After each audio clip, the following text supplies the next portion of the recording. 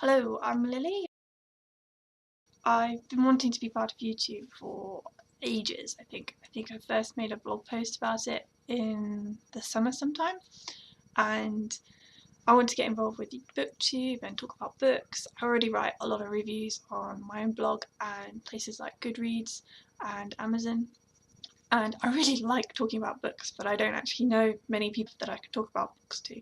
So I thought YouTube would be a great way to meet people who are interested in the same kind of things I am. So I really like how everybody recommends each other things and shows people books that they might not necessarily come across in a bookshop, and they're a bit harder to find, like independent books and things. I use the library a lot. I get a lot of books from charity shops, so a lot of the books, especially like the hardbacks that I'll show you, I haven't bought them new. They've come from charity shops generally, or occasionally if I really love a book, so some of my favourites, I've got a pile of them there. I will have bought them, but from places that they were second hand. I would also like to do things like speed draws and art tutorials and things like that, because I'm really interested in art and I think I need the motivation to do more, I think. So it'd be great to do some videos for that and show people my work, because I also don't really do that very often at all. I'm quite a private person, I think, so this is quite scary, but cool, I want to do it, so, and I think it'll be good. The kind of books that I'm interested in are, I read a lot of children's books and young adults, like a lot of people in Booktube do, and fantasy as well.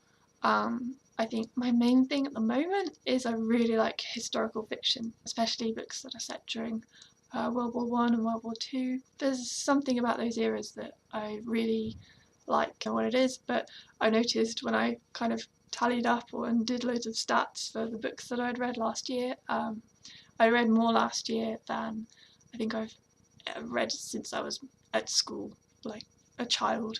I think I just like history. I don't know. I just discovered it this year. It's not that I discovered it this year, it was more that I think I read more books set then than I have in other years. But I don't know.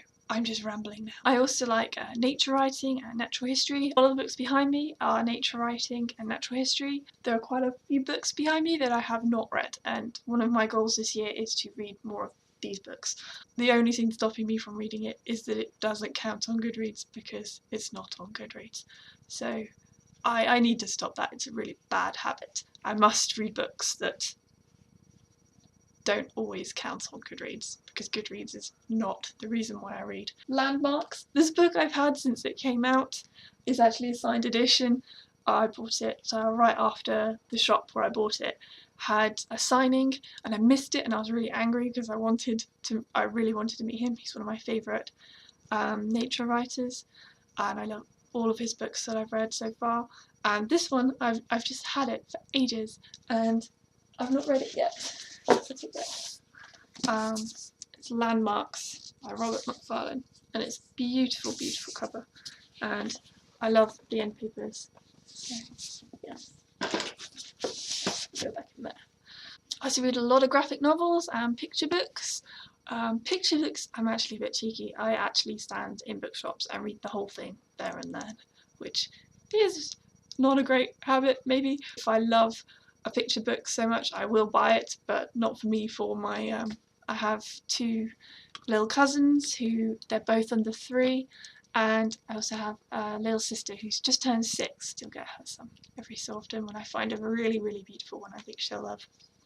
I also like literary fiction, and I'm trying to read more of that as well. Booktube is full of people talking about all these brilliant books that are either coming out and people have got review copies, or books that are really popular right now that are winning awards or predicted to win awards and things, and I'd love to read more of those kind of books.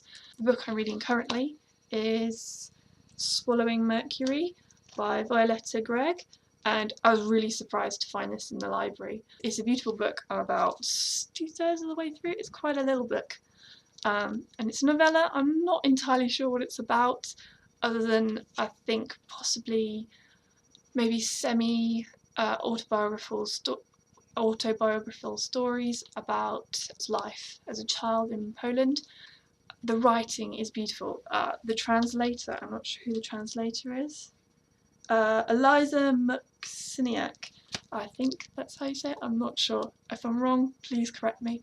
But brilliant translation. The writing is amazing. It's really vivid and descriptive, and I read a lot of translated fiction that it ends up being in a quite passive voice, and it's a bit of a barrier for me because I really don't like passive voice. I myself am a writer, sort of. I write, so technically I'm a writer. Yeah. That's one of the things that I used to do a lot, was passive voice, and I had so many people tell me off about it that now I've become overcritical to anyone else who does it as well. So yeah, but this is brilliant. I definitely recommend it. I also have some specific interests. I'm really interested in memory and any kind of book, non-fiction or fiction, or anything to do with memory or memory loss. It's something that I write about quite often. My current novel that I'm writing is about a little boy who does have memory problems. It is to do with magic system, but I've done a lot of research surrounding memory, and I still really enjoy different people's approaches to writing about it. So that's one of my main things that I really love to read about. Also, deafness. I work within the deaf community at a deaf school. I'm trying to create a mini library for the college students. I was amazed when I first went there and they had no books at all. Like, I couldn't find any books. A lot of the students that I work with, their first language is BSL, so English for a lot of them is quite challenging. So I'm trying to find books with deaf characters, people they can relate to. Also graphic novels. So if you have any recommendations for any of those, I would love to hear it.